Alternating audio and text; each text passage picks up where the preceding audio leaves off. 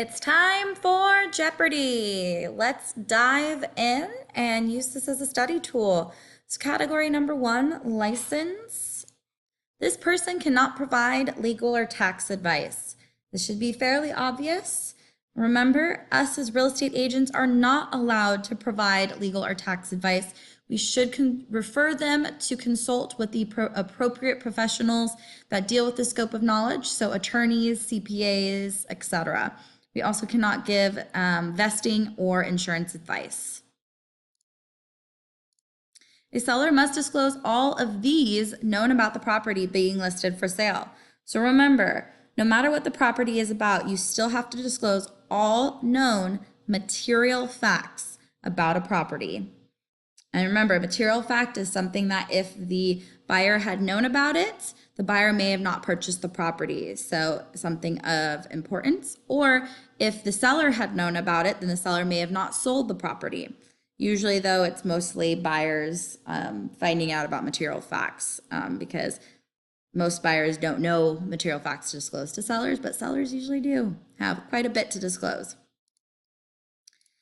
An as-is sale of a single-family home still requires this disclosure document. So we're not taking into consideration any of the exemptions, for instance, but when you think of a single-family home that's for sale, usually almost all the time it'll require the transfer disclosure statement, even if the home is being sold as is. That just means that the seller is not willing to make any repairs. The seller still needs to disclose the condition of the property and any known material facts about the property. And that's what this TDS assists with. FIRPTA requires all buyers of real property in the U.S. must deduct and withhold up to this amount of the gross sales price from the seller's net proceeds of the property sold by non-resident aliens and foreign corporations. So we're talking about people that are not residents in the United States. Buyers need to withhold this amount. What amount? There are exceptions to this, of course, but for state exam purposes, the biggest thing you need to know is when you think of FIRPTA, you should automatically think of this percentage amount that would be withheld. 15%. 15%. And so this is for non-resident aliens and foreign corporations. So this is a federal law. Now, what about California specific? So California Revenue and Taxation Code, we kind of call this CalFIRPTA, requires a buyer to withhold this amount of a seller's proceeds from the gross sales price if the seller's last known street address is outside California or the seller's proceeds will be paid to a financial intermediary of the seller. Well, this is now we're talking about a state-specific one within the state of California, where if they're basically a non-resident of the state of California, then it's 3 1/3% that needs to be withheld. Of course, there's exceptions to this, but when you think of CalFIRPTA, you should think of 3 1/3%, and FIRPTA, which is the federal one, you should be thinking of 15%. License continued. A real estate salesperson must place their license under the supervision of this person. Remember, in the state of California, all real estate salespersons to be able to practice must place their license under a real estate broker. So remember that. Real estate salespersons have to have their license and be supervised by a broker.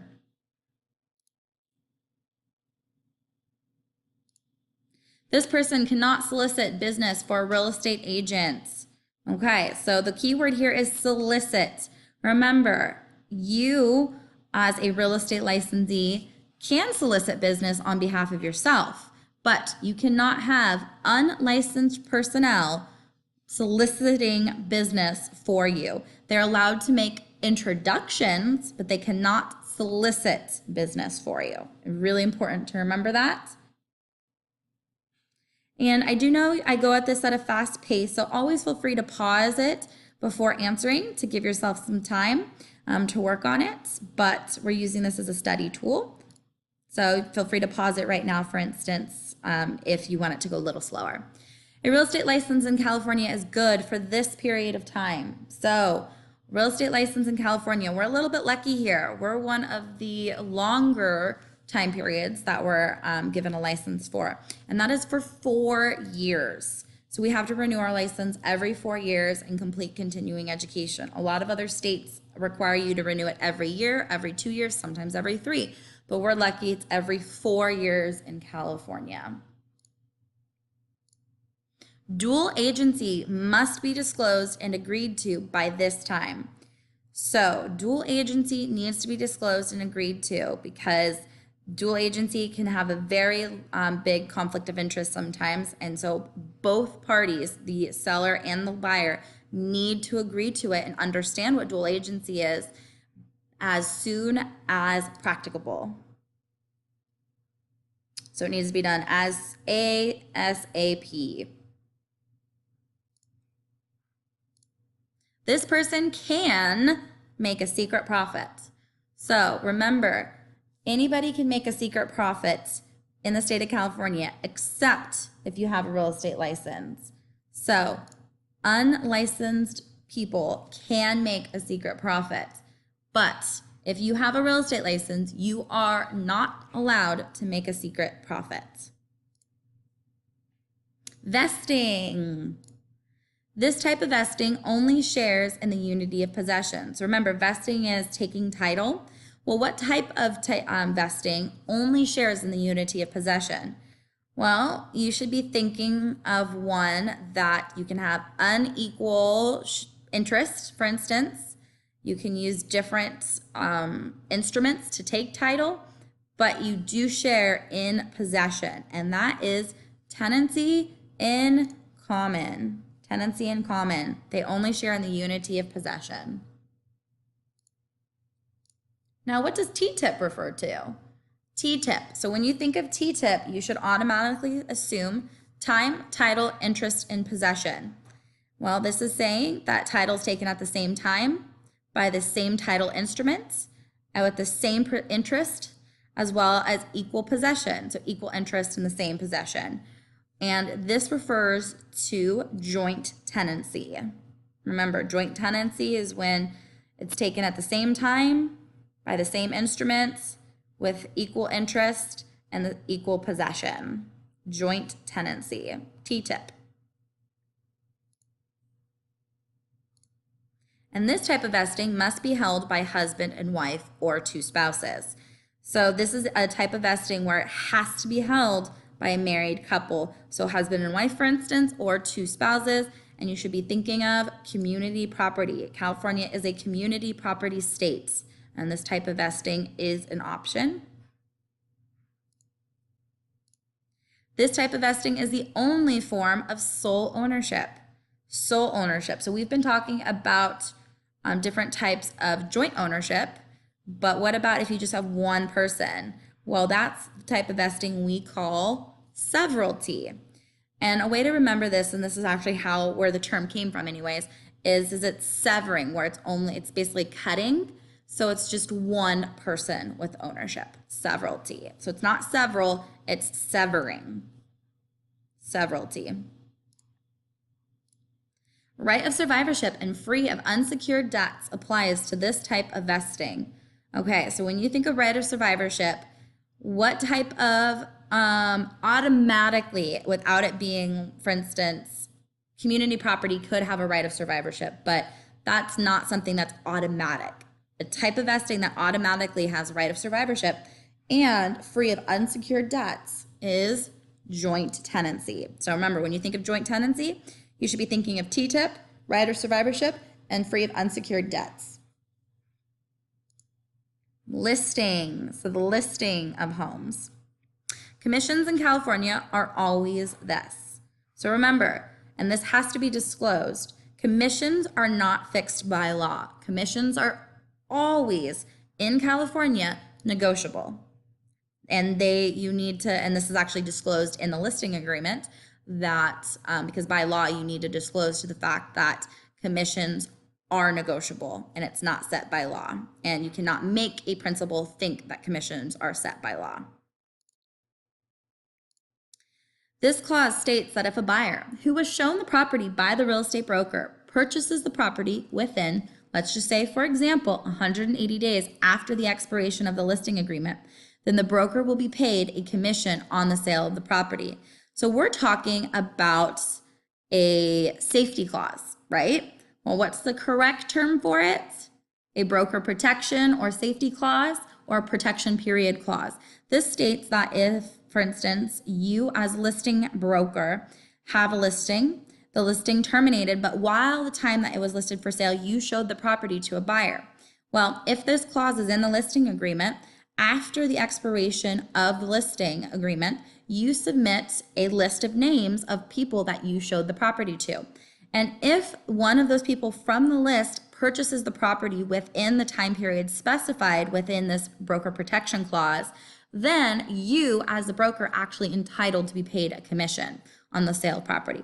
But if it's, for instance, it's one of the people from the list purchases it after the time period that was stipulated in this broker protection clause, then you are not entitled to a commission.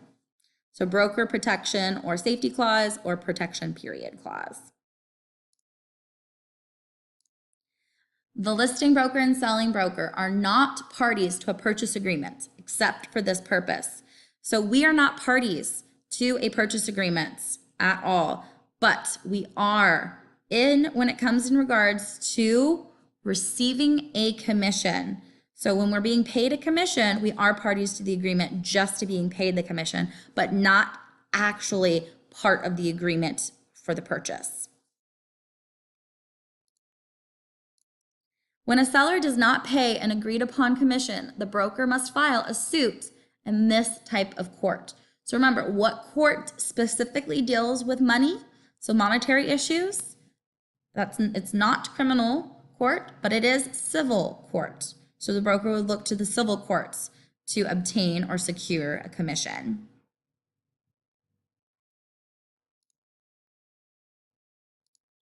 This type of dispute resolution is not binding. So remember, what is highly recommended in regards to car contracts, they're the most popular contracts used in California. They recommend the parties, when there's an issue, to go through mediation. And mediation is not binding. It's just a form of dispute resolution, of an amicable resolution where you're hopefully able to come to a solution without being having a party basically make a decision for you. Purchase 1. This document makes changes to a real estate purchase agreement. Basically, this document also makes changes to any type of contract. What is it called? It's called an addendum. The plural of this is addenda. The seller becomes this when they make a counteroffer. So remember when we've talked about offeree, offerors? Well, when the buyer submits an offer to the seller, the buyer is the offeror and the seller is the offeree. But if the seller decides to counter that purchase agreement, that offer, the original one, then the seller is submitting the counteroffer and becomes the offeror, and the buyer becomes the offeree, the one receiving the counteroffer. And this process can continue then, where then the buyer could accept the counteroffer, reject the counteroffer, or submit another counteroffer. And then at that point, the buyer would become the offeror once again, and the seller would become the offeree. So in this case, when the seller makes a counteroffer, they are the offeror.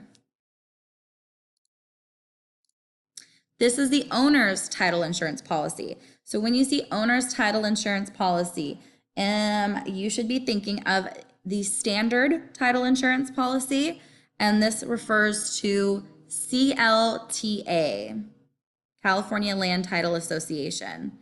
CLTA, and this is referring to the owner's title insurance or the standard title insurance policy.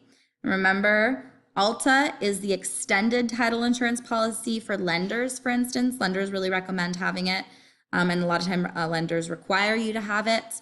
Title insurance is a one-time fee. It's called the title insurance premium, and it covers the buyer from issues that could arise from title.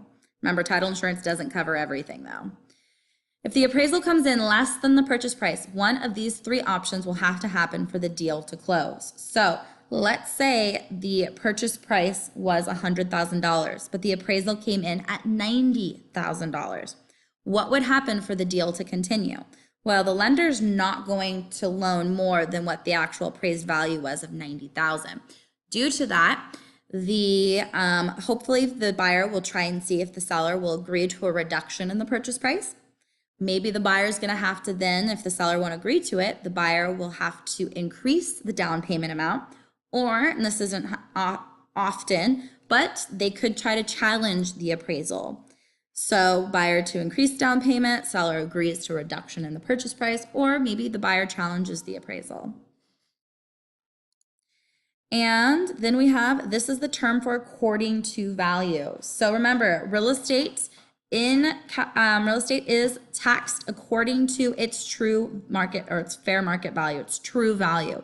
It's taxed according to value. And what do we call according to value? Ad valorem. Ad valorem, automatically should think of according to value. And then we have disclosures. This person is responsible for the disclosure of the Mello-Roos bonds and taxes. So this is a type of disclosure, and who's ultimately responsible for it? The seller. We may assist as agents the sellers in making sure that they're having their disclosures all situated, but it ultimately is the responsibility of the seller to do the disclosure. And remember, when we're providing these disclosures to assist with the documents and stuff, the sellers are the ones that have to fill out the disclosures anyway, and it's a primary responsibility of the seller. This disclosure describes the condition of a property and, in the case of a sale of a 1 to 4 unit dwelling, must be given to a prospective buyer as soon as practicable and before transfer of title. So what disclosure are we talking about? This is the most common disclosure. It's used for 1 to 4 unit dwellings, so residential property, and it has to be given to the buyer to describe the condition as well as disclose material facts.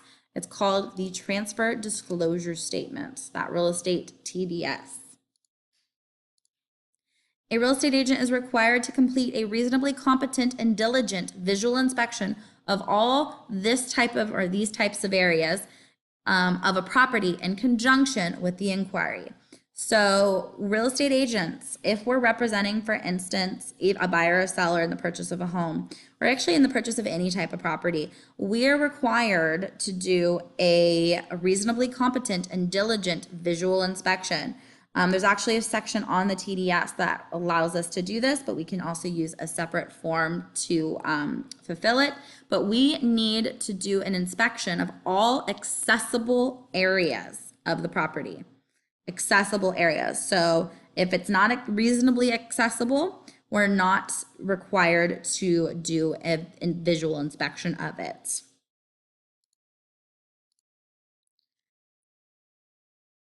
And then we have,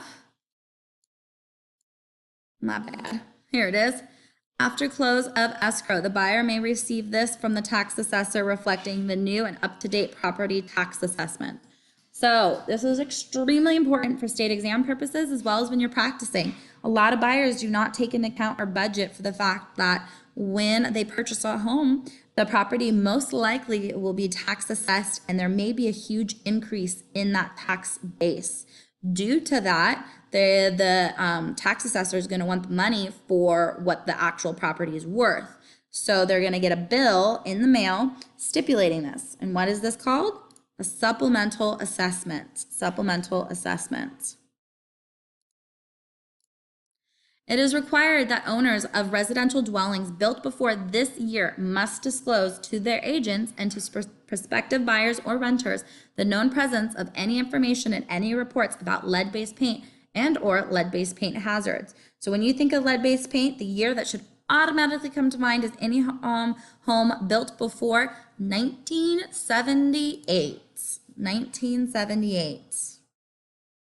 And that is it for this Jeopardy game. I hope you did well. If you have any questions, let us know.